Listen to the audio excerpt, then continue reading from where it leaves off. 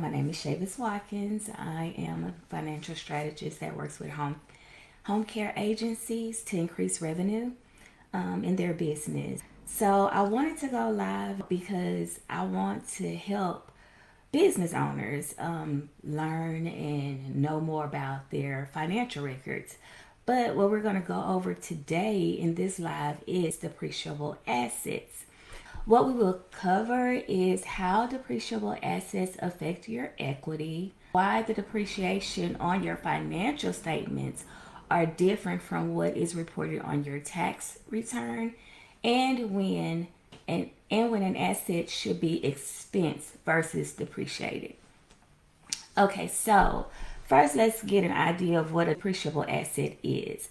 A depreciable asset is generally an asset used for generating income or profit and has a useful life of more than 1 year and gradually reduces in revenue over time.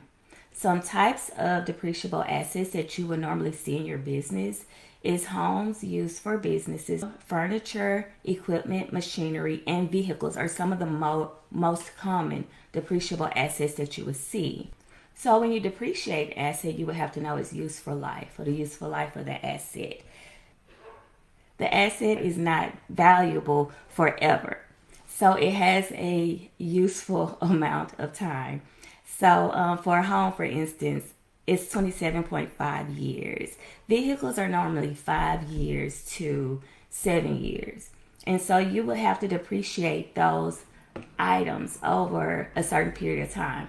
Now the difference is your book value is going to be different from the depreciation you see on your tax return. And the reason for this is your accountant is going to use a straight line depreciation. And so it's going to be an even amount being depreciated each month. On your tax return, they use an accelerated depreciation method. And what that is that they take a lump sum of the depreciation up front in the first years, and then it gradually decreases. The depreciation amount gradually decreases as the useful life of the asset goes. So that's the reason why it is different from that's the reason why you'll see a difference on your financial records versus your tax return. Now, how does the depreciation affect your equity? Now, I really want to get into this because this is really important for your financial records. So when you purchase an asset for your business, you report that asset on your balance sheet. And the accounts that will be affected is the cost of that asset, your accumulated depreciation. If you have a mortgage and you have to pay monthly, then the liability is also going to be affected.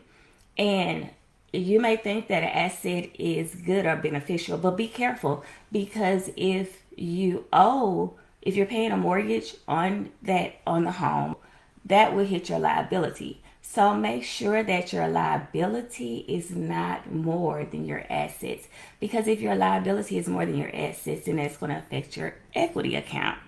And then your equity will be a negative if we're just looking at your depreciation, because other things can be considered as well when looking at your equity. So that's some things to consider. But your asset that is on your balance sheet will decrease over a period of time. So I want to make that point. And the other thing I mentioned I wanted to go over was when to expense asset and when to depreciate an asset. So the rule of thumb is that if an asset is less than $2,500, then you would expense that asset. So that asset will be reported on your income statement. Now, if it is more than $2,500, then you will depreciate the asset. And also, if it has a useful life of less than 1 year, then you would expense that asset, meaning it will be on your income statement. But if it has a useful life greater than a year, then we will depreciate that asset.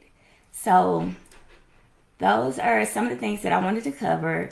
If you need any more information about this subject or this topic, or anything else dealing with your business, your financials, taxes, please contact me. Thank you.